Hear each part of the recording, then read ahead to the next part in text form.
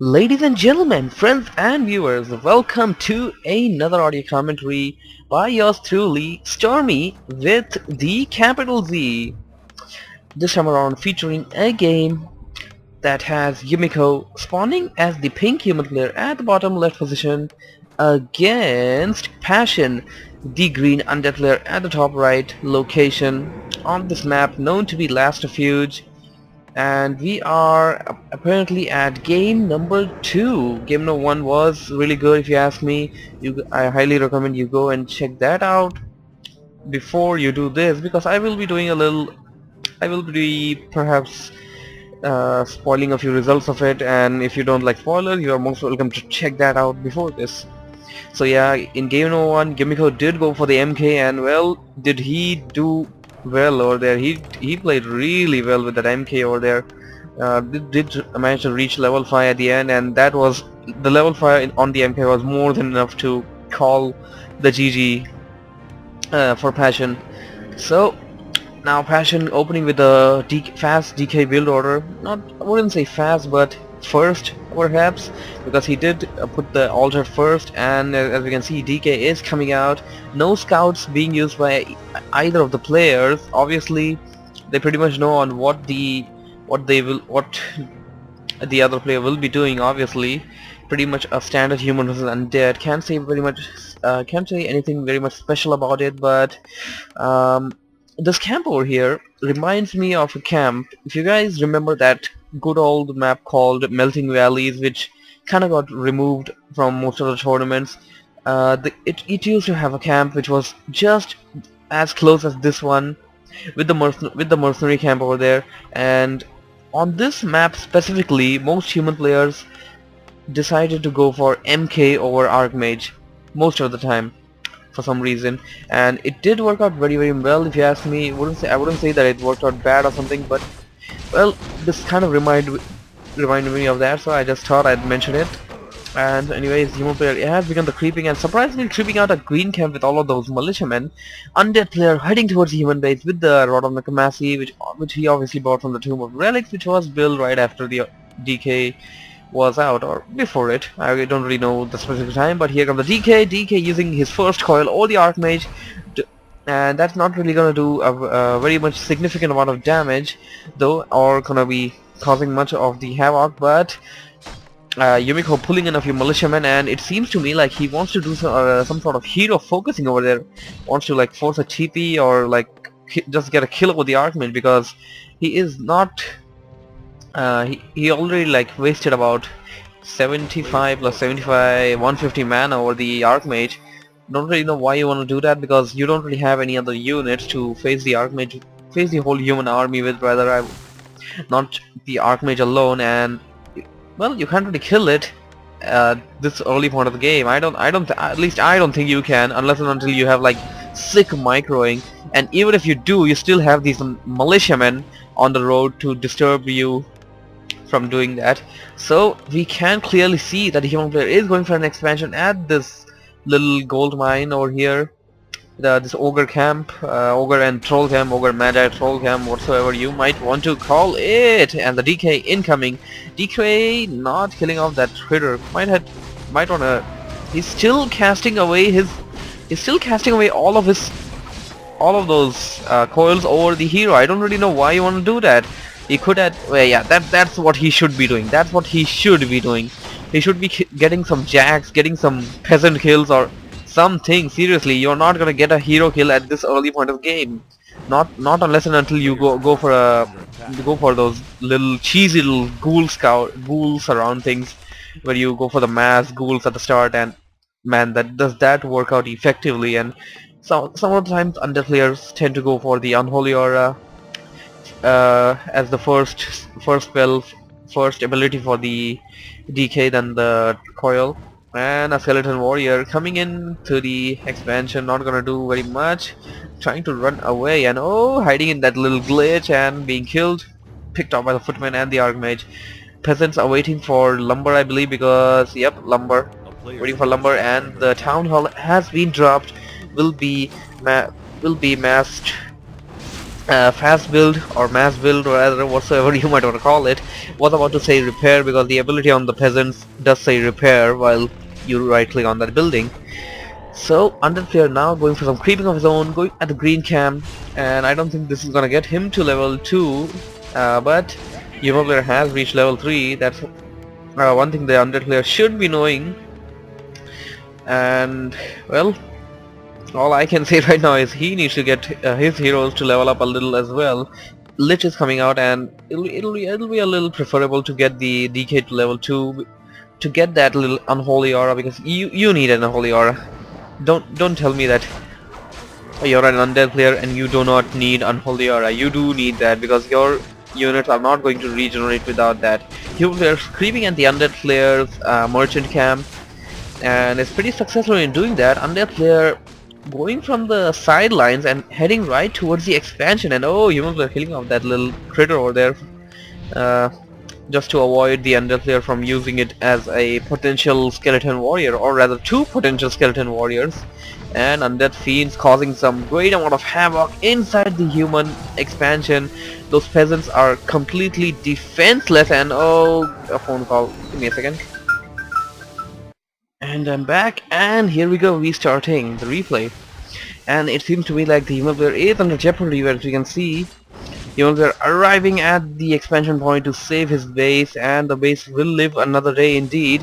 Lich has arrived to the army, and there goes the Frost Nova, doing some devastating amount of damage to those footmen.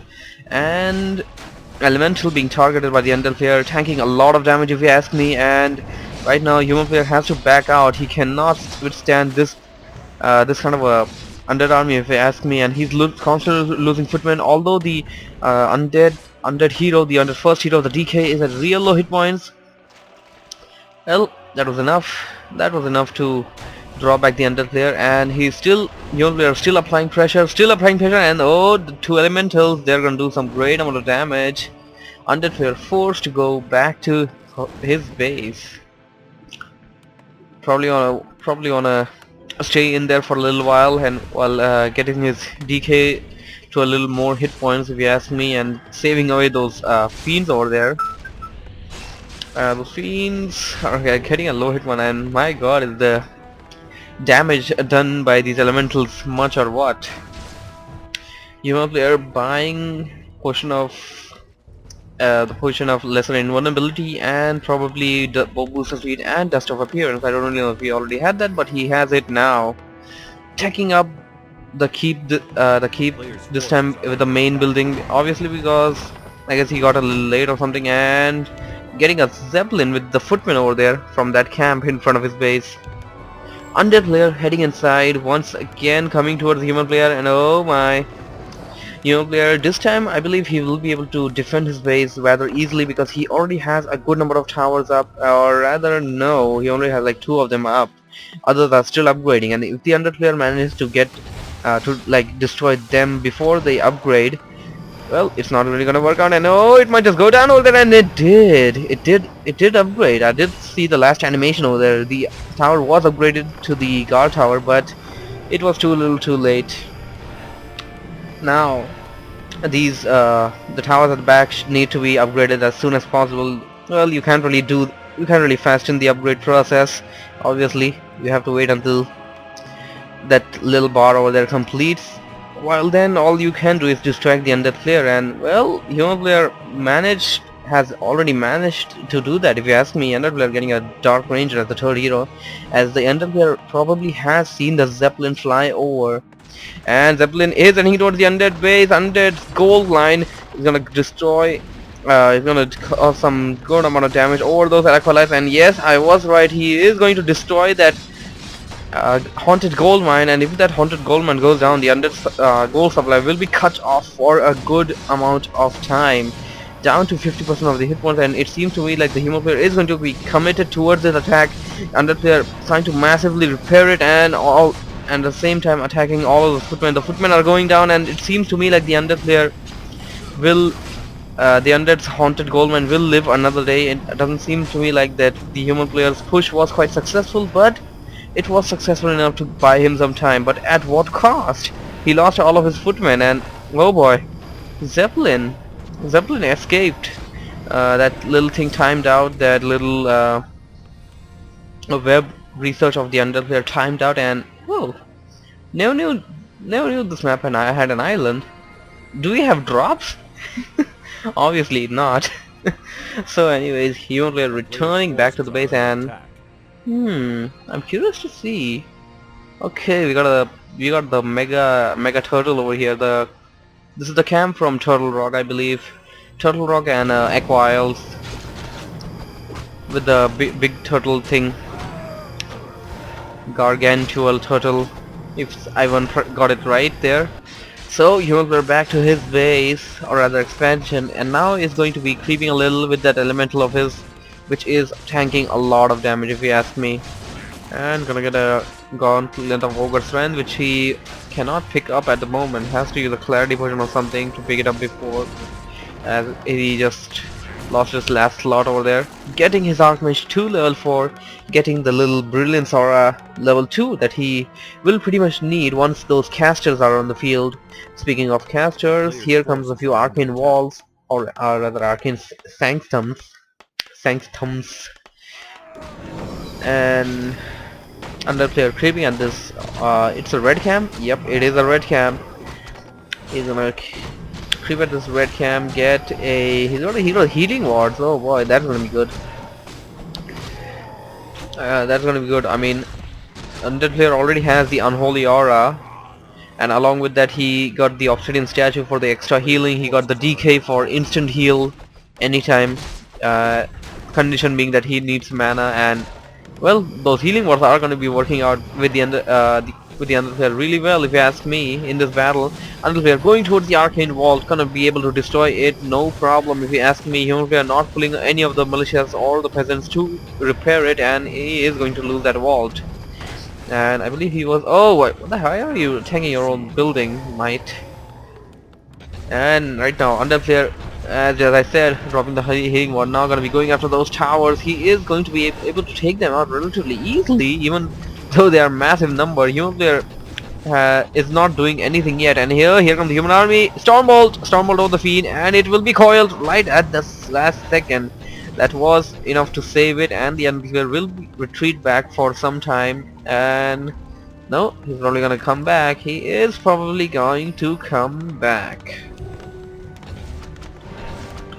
And doing some great deal of damage over those peasants. Frost Nova doing some great amount of damage, and oh, getting the Lich to level 2, and that will give him level 3 level 2 Frost Nova, sorry, not level 3. And human player seems to be wanting to attack the Undead main.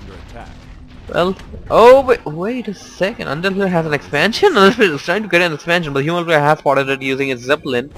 And right now, human player trying to kill all of the acolytes, and that will be halting away the Undead player's gold supply. And even if the Undead player manages to destroy this expansion, it'll be too late, and it is too late. The human player can freely TP back right now. He doesn't have to stay in there. Come on, TP out, TP out, TP out. Come on, mate, what are you doing? Oh, he's gonna destroy the haunted gold mine. He wants to ensure that the Undead player doesn't have any gold supply, and oh well, that is it. I guess all of that work was worth it, and the Undead player has to be freaking frustrated right now, having no gold supply. I know I might have spoken too soon. He already got his other gold mine haunted, and that will be giving him some gold supply, but one acolyte on the gold mine, that is not gonna give him very much. Needs to train up 5 of them, and until then the human player will be able to mass up an army. And he's sending his spell request towards the Undead expansion, and oh, he probably did not see that, and Undead player has reached the base, and he will be attacking those spellbreakers. Spellbreakers able to return back unharmed. Well, not unharmed, most of them unharmed, except for this one. Almost like near his 30% of the hit points. So here come the Undead player, and the player once again on the attack, getting a little too in with the Dark Ranger. Dark Ranger losing a lot of mana to the feedback, and right now the feedback should be on the DK, and yes, it is. It is just draining out all of mana from the DK, and that will ensure no more coils for some amount of time.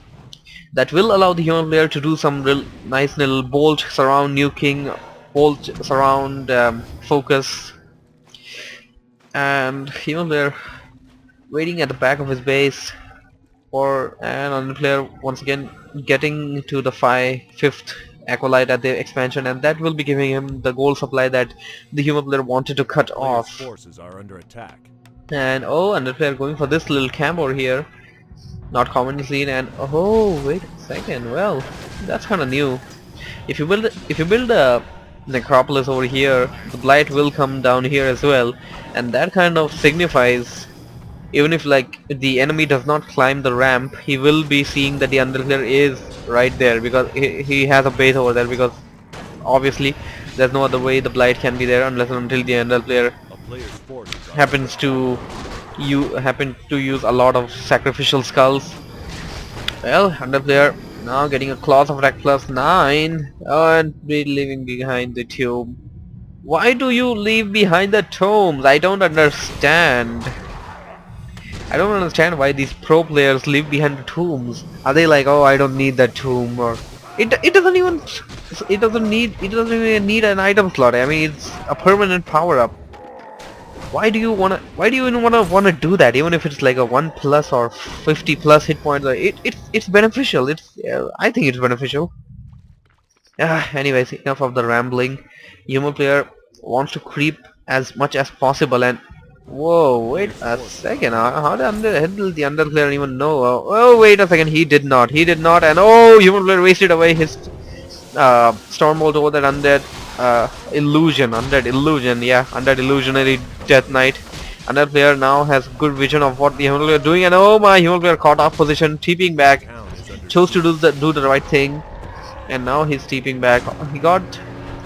I believe he got most of the best items, and holy items! He got the Django of Endurance, and oh boy, that is going to do some great deal of betterment for the human player. That's all I can think of. I mean, that's gonna like increase all of the units' hit points, not hit points, all of the units' movement speed and attack speed by 10%, and that's pretty good. That is pretty good at the cost of only one item slot. You don't need mana, you don't need anything. The only the hero has to be near there. And Passion Soul, Big Claw. Why the hell? Oh, it was 9 though. It wasn't 12. It was 9. Well, he sold it off, and he. Oh come on! He didn't sell off anything. He only transferred it to the Lich. Obviously, you want it on the Lich because Lich is the ranged hero and is the one that he will be targeting the most of the units with the corruption. And oh boy, destroyers in the air. Scary little destroyers. No human player ever wants to face them, and I believe it's time that a human player buys a Orb of Fire or the MK just to be able to hit those flying units with the MK as well, because the MK is gonna deal a great amount of damage. And if I'm not wrong, destroyers can be bashed. If I'm not wrong, yes, destroyers can be bashed. And yep, I do believe they can be. If I'm yes, obviously can be. Can they not? I don't know. Well, oh, Undead, we are keeping back to his base, which was apparently under attack. Nothing much lost, only one acolyte lost, and will it be at the cost of one spellbreaker? No! One human player playing Night Elf. Human player using the Staff of Sanctuary is using it like the Night Elf Staff of Preservation, obviously. I term it Night Elf only because you see that kind of thing used most of the time by the Night Elves. It's a good item. It's a really good item, but you get it at tier 3. And how many human matches have you seen in which the human player does reach tier 10? Oh my, human player focusing down that Lich. Lich is losing some great deal of mana, but that wasn't too much over there. Now he's gonna go after that abomination. Oh, third hero is online. Third hero is chosen by the human player as a paladin, and well, Now the human player is the one who's gonna be doing the nuking, and oh, Mountain King has been silenced. Mountain King has been silenced, and he just used a dust of appearance for some reason. Oh my, nice blocking there by the Mountain King, and now killing off that fiend. And oh, those destroyers are still in the air, and they're causing some damage over over all of the units that they can actually hit.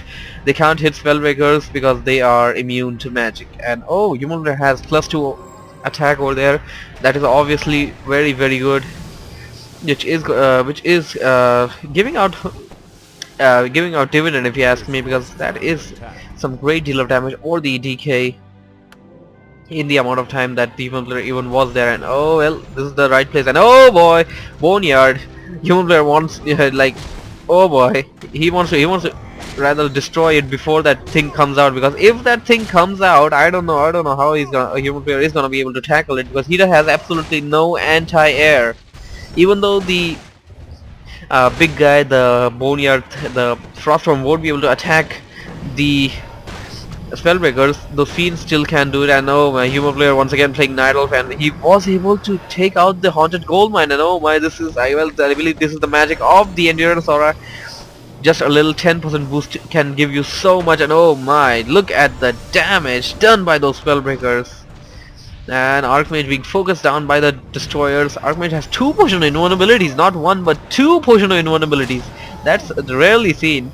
And right now MK being focused down, MK being attacked by all of the undead units. Oh, Paladin has been focused and taken down.